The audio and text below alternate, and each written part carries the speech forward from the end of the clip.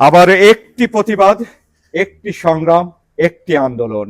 একটি আন্দোলনে আপনাকে নিয়ে যেতে পারে আপনার গন্তব্যস্থানে, আপনাকে নিয়ে যেতে পারে আপনার সঠিক স্থানে। আবারও একবার সংগ্রাম, একবার আন্দোলন।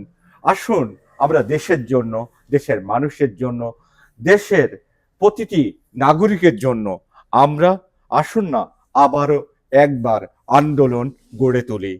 দেশকে আমরা ভালোবেসে, দেশের মাটিকে ভালোবেসে, দেশের পতাকাকে ভালোবেসে, মুক্তিযোদ্ধাকে ভালোবেসে আমরা প্রতিটি নাগরিকের কর্তব্য আবারও নতুন করে নতুন সংগ্রাম গড়ে তুলি।